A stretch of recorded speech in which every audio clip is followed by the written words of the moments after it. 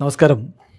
Raf talk ഫുട്ബോളിലേക്ക് അവർക്കും സ്വാഗതം. ഈ ഗൂഢാലോചന സിദ്ധാന്തക്കാരങ്ങ് അഴിഞ്ഞാടുകയാണ് ഈ വേൾഡ് കപ്പിൽ. ഇത്രയും കാലം പലരും അർജൻറ്റീനയെ ഫിഫ സഹായിച്ചു എന്നുള്ള തരത്തിൽ ഇങ്ങനെ പറഞ്ഞുകൊണ്ട് നടന്നിരുന്നല്ലോ. അതുപോലെ കുറേ ആളുകൾ ആദ്യം പോർച്ചുഗൽ നല്ല രൂപത്തിൽ ഇങ്ങനെ പോയിക്കൊണ്ടിരുന്നപ്പോൾ ക്രിസ്ത്യാനോയെ ജേതാവാക്കാൻ വേണ്ടി ഫിഫ കളിക്കുകയാണെന്നും പറഞ്ഞിരുന്നു. പിന്നലത്തെ ലൂസേഴ്സ് ഫൈനൽ മത്സരം, അത് ഇംഗ്ലണ്ടും ഫ്രാൻസും തമ്മിലുള്ള കളി 10 ഗോളുകൾ പിറന്നു. എംബാപ്പെ 8 ഗോളുകൾ അടിച്ച് അദ്ദേഹം ഫുട്ബോൾ ചരിത്രത്തിൽ വേൾഡ് കപ്പിൽ ഏറ്റവും അധികം ഗോളടിക്കുന്ന താരമെന്ന റെക്കോർഡ് സ്വന്തമാക്കി നിൽപ്പാണ്. ഗോൾഡൻ ബൂട്ട് ഏതാണ്ട് ഉറപ്പിച്ച മട്ടാണ്. അപ്പോൾ ഇപ്പോൾ കുറേ വേറെ ഗൂഢാലോചന സിദ്ധാന്തക്കാർ പറയുന്നത് എന്താ അറിയോ? ഇംഗ്ലണ്ടും ഫ്രാൻസും തമ്മിൽ ഒത്തുകളിച്ചു, എംബാപ്പയ്ക്ക് ഗോൾഡൻ ബൂട്ട് ഉറപ്പിക്കാൻ വേണ്ടി ചെയ്തതാണ്. ഇത് ഫിഫയും യുവേഫയും തമ്മിലുള്ള അഡ്ജസ്റ്റ്മെൻറ്റ് കളിയാണ്. എന്ത് മനോഹരമായൊരു സിദ്ധാന്തം അല്ലേ? നമ്മുടെ കമൻറ്റിൽ വന്നിട്ടുള്ള ഒരു കമൻറ്റും, അതുപോലെ നമുക്ക് ഇൻസ്റ്റാഗ്രാമിൽ ഒരാൾ ഡയറക്റ്റ് മെസ്സേജ് ആയിട്ട് അയച്ചിട്ടുള്ള കുറച്ച് കാര്യങ്ങൾ, ഇത് പൊതുവെ പലരും ഇങ്ങനെ പറഞ്ഞ് പ്രചരിപ്പിക്കുന്നുണ്ട് കുറേ ആൾക്കാർ. അപ്പോൾ മൊത്തത്തിലൊരു മറുപടി എന്ന രൂപത്തിൽ നമ്മളൊന്ന് പറയുകയാണ്. ഒന്ന് കമൻ്റ് ആദ്യം നോക്കാം. കമൻറ്റ് ഞങ്ങൾക്ക് സ്ക്രീനിൽ കാണാൻ പറ്റേ. ഇന്നലെ ഫ്രാൻസും ഇംഗ്ലണ്ടും ഒത്തുകളിച്ചു. ഫൈനലിനേക്കാൾ മികച്ച മത്സരമാണെന്ന് കാണിക്കാനും മെസ്സിക്ക് ഗോൾഡൻ ബൂട്ട് കിട്ടാതിരിക്കാനും 10 ഗോളുകളും കണ്ടാൽ അറിയാം. ലാസ്റ്റ് കോച്ചുമാർ കെട്ടിപ്പിടിക്കുന്നതും ചിരിക്കുന്നതും കണ്ടാൽ തന്നെ അറിയാം. അയ്യോടാ, ഈ കോച്ചുമാർ കെട്ടിപ്പിടിക്കലും ചിരിക്കലും പോലും പ്രശ്നമാണ്. എന്ത് പരിപാടിയാണോ ട്യൂഷനും ദശാമും ചെയ്തത്? നിങ്ങൾ തമ്മിൽ അടി ഉണ്ടാക്കണ്ടായിരുന്നോ കളി കഴിഞ്ഞിട്ട്? അല്ലെങ്കിൽ ഇത് ഒത്തുകളിയായി പോകുന്നേ. പിന്നെ ലൂസേഴ്സ് ഫൈനലിൻ്റെ കഥ. ഏത് കാലത്താണ് ലൂസേഴ്സ് ഫൈനൽ വളരെ വീറും ഭാഷയിലും കളിച്ചിട്ടുള്ളത്? എൻ്റെ ഓർമ്മയിൽ 2002 വേൾഡ് കപ്പിൻ്റെ ലൂസേഴ്സ് ഫൈനലൊരു നല്ല പോരാട്ടം കണ്ടു. സൗത്ത് കൊറിയയും തുർക്കിയും തമ്മിൽ. സൗത്ത് കൊറിയയ്ക്ക് സ്വന്തം നാട്ടിലൊരു 3-ാം സ്ഥാനമെങ്കിലും പിടിക്കണം എന്നുള്ള ആഗ്രഹത്തിൽ കളിച്ച കളിയാണ്. അതല്ലാത്ത ഒരു ലൂസേഴ്സ് ഫൈനലും ഒരു ആവേശത്തിൽ ഞാൻ കണ്ടിട്ടില്ല. അങ്ങനെ കളിക്കുന്നൊരു കളിയാണ്, ഒരു പർപ്പസും ഇല്ലാത്തൊരു കളി എന്നുള്ള രൂപത്തിലാണ് താരങ്ങൾ അതിനെ അപ്രോച്ച് ചെയ്യുന്നത്, കോച്ചുമാരും അപ്രോച്ച് ചെയ്യുന്നത്.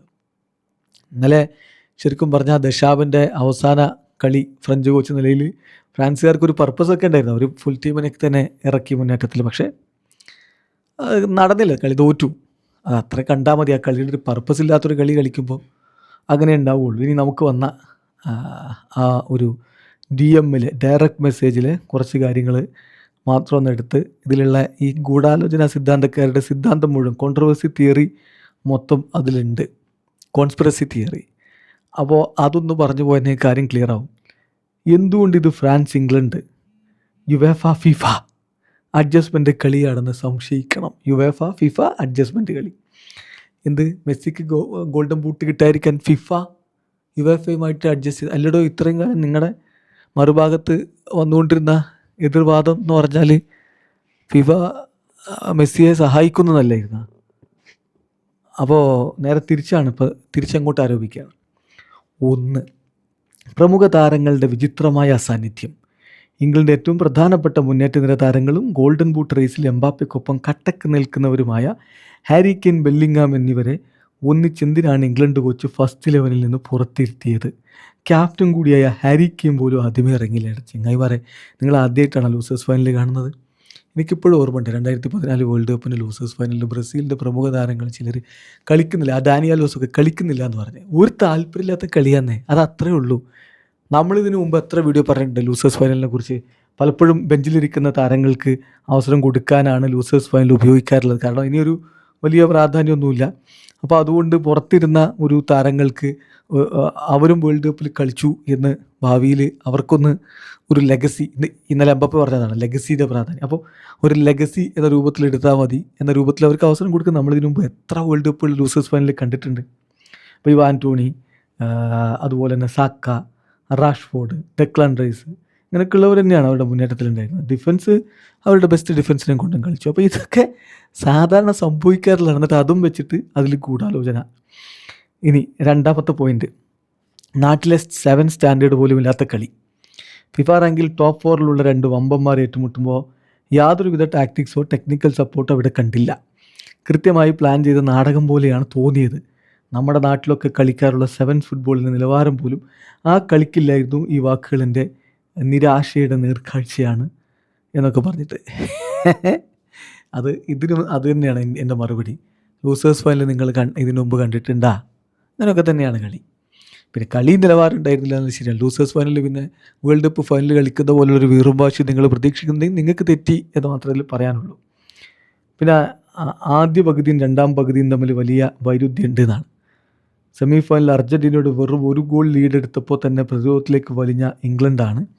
ഫസ്റ്റ് ഹാഫിൽ ഫ്രാൻസിനെതിരെ 4 ഗോളിൻ്റെ വലിയ ലീഡ് എടുത്തിട്ടും രണ്ടാം പകുതിയിൽ ഒരു പ്രോപ്പർ ഡിഫൻസ് സ്ട്രാറ്റജി പോലും ഇല്ലാതെ കളിച്ചത്. എന്താ പറയുന്നത്?